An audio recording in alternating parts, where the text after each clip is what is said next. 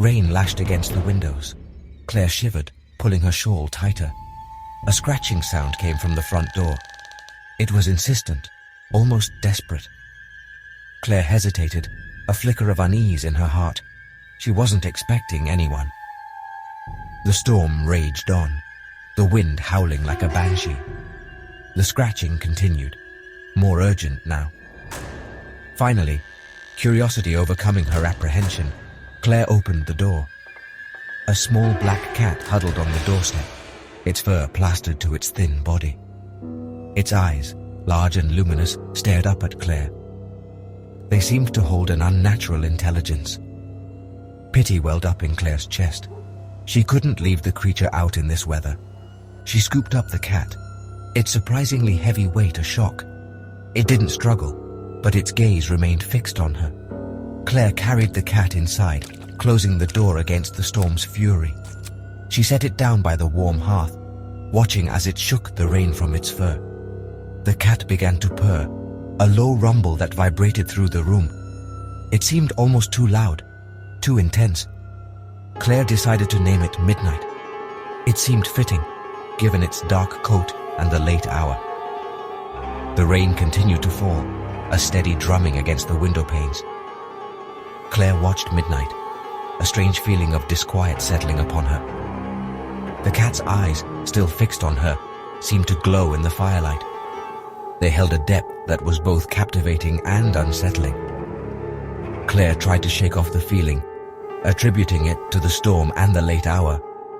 But she couldn't ignore the sense that something was not quite right. Midnight settled into Claire's home with an unnerving ease. It moved with a silent grace, its paws making no sound on the wooden floors. Its eyes followed Claire everywhere, always watching, always observing. Claire found herself constantly looking over her shoulder, half expecting to see Midnight right behind her. The cat's gaze was intense, almost hypnotic. The purring, which had initially seemed comforting, now grated on Claire's nerves. It was a constant low thrum that permeated the house. It seemed to grow louder at night, filling the silence with an unsettling resonance. Claire found it difficult to sleep, the purring echoing in her dreams.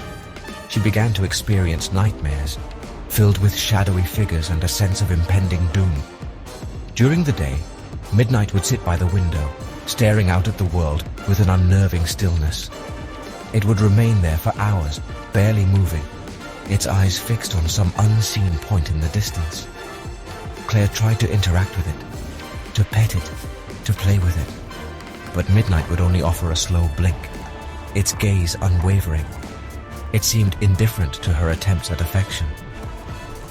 Claire began to feel a growing sense of unease. She couldn't shake the feeling that she had brought something more than just a stray cat into her home. Midnight's presence was becoming oppressive, its silent observation a constant weight on her mind. The small black cat had become a source of fear, its very existence a chilling reminder of the unknown. Sleep became a luxury for Claire. Nightmares plagued her, filled with whispers in the dark and the constant heavy feeling of being watched. Midnight's purring, now a sinister lullaby, echoed in her dreams, intertwining with the whispers and shadows. She would wake up in a cold sweat, her heart pounding in her chest. The room would be dark, the only sound the low thrum of Midnight's purring. Unexplained scratches began to appear on Claire's arms and legs.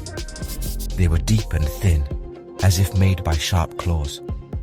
She couldn't recall injuring herself, yet the scratches were there, a constant reminder of something unseen. She tried to rationalize them, attributing them to branches in the garden or the rough edges of furniture.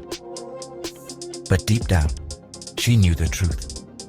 Objects began to move around the house.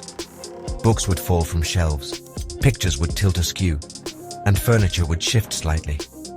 Claire would find things in places where she hadn't left them. She initially dismissed it as her own forgetfulness, but the occurrences became too frequent, too deliberate. The house seemed to be alive, breathing with a malevolent energy. The atmosphere in Claire's home grew heavy, oppressive. A chilling silence would often descend, broken only by the ominous purring of Midnight. Shadows seemed to lengthen and deepen, clinging to the corners of the rooms. Claire felt a constant sense of dread, as if something terrible was about to happen. She was living in a state of perpetual fear, trapped in her own home by the presence of the black cat. Midnight's presence grew more menacing. The cat would appear in unexpected places, silently materializing in doorways or at the foot of Claire's bed. Its eyes, always watching, seemed to pierce through the darkness, following her every move. Claire felt a constant sense of being observed, her privacy invaded by the cat's unwavering gaze. The house, once a sanctuary, now felt like a prison. The scratching at the door returned, only now it came from inside the house. It would start softly, a gentle scraping against the wood, then escalate into a frantic, desperate clawing. Claire would search the house, but she could never find the source of the sound. It seemed to come from within the walls, as if something was trying to get out. The whispers in the dark grew louder, more insistent.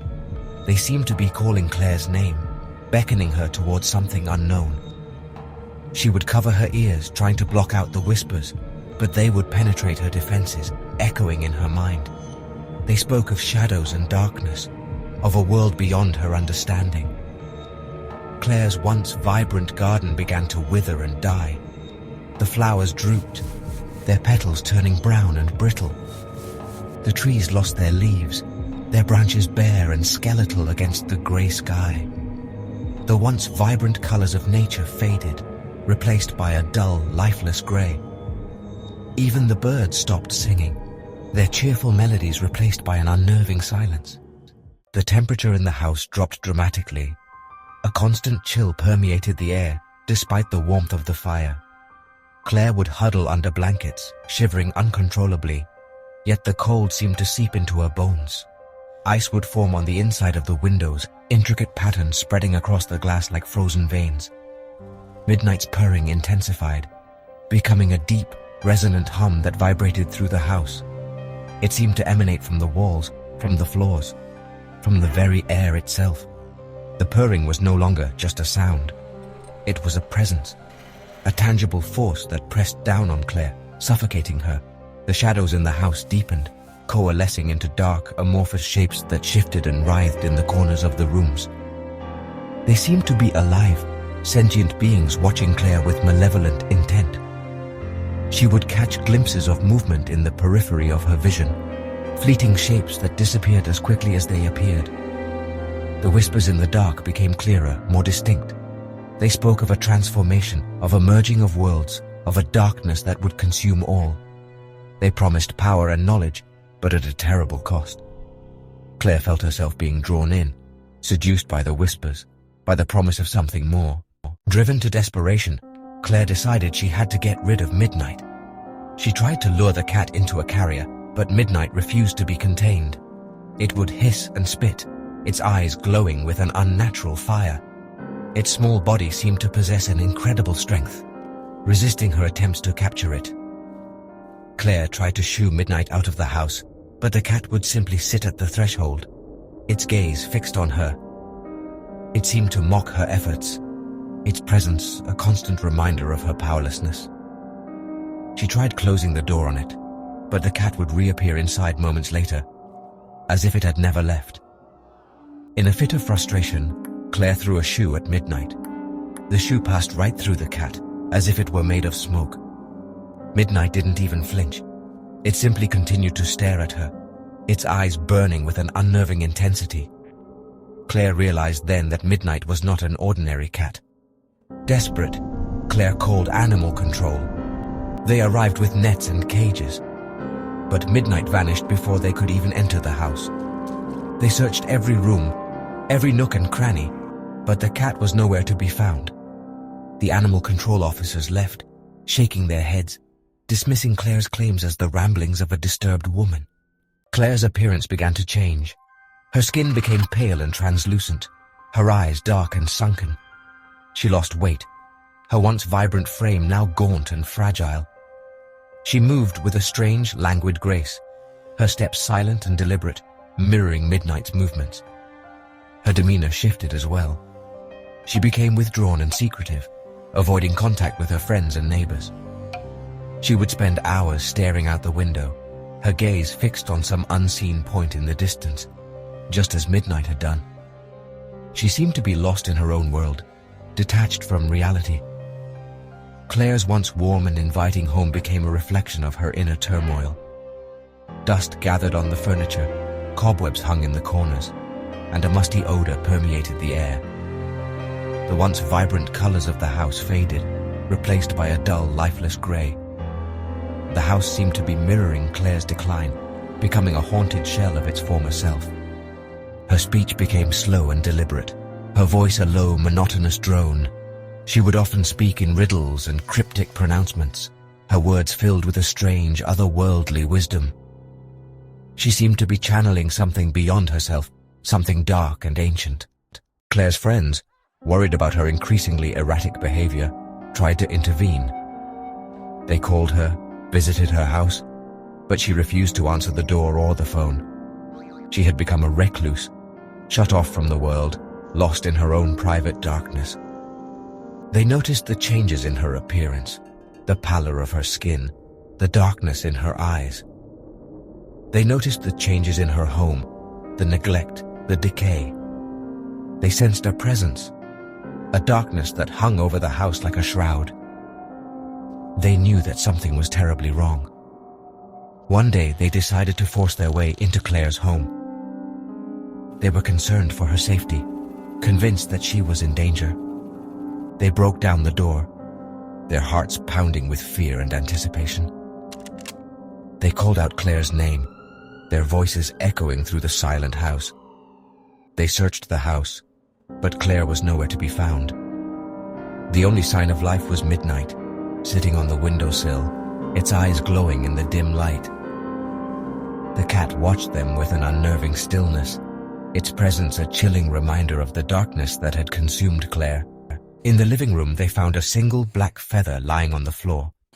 It was long and slender, like a raven's feather, its surface shimmering with an unnatural sheen. They picked it up, their fingers brushing against its smooth surface. A shiver ran down their spines, a feeling of dread washing over them.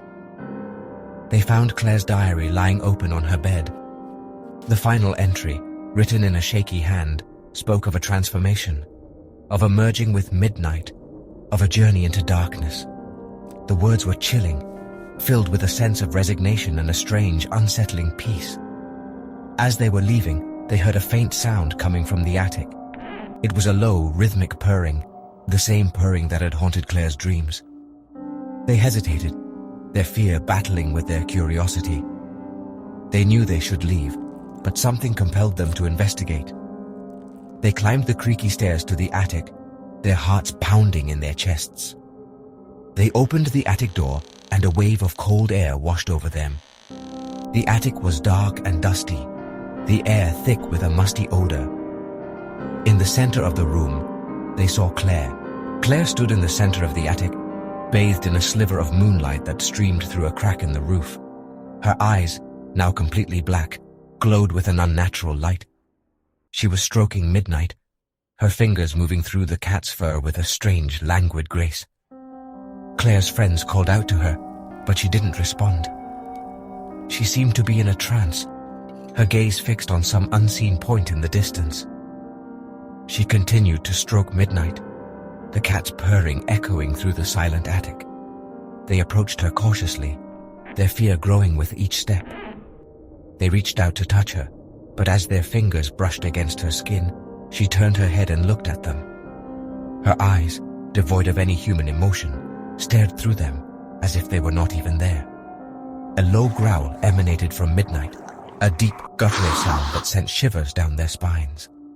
The cat arched its back, its fur standing on end, its eyes glowing like embers fixed on them with a malevolent intensity.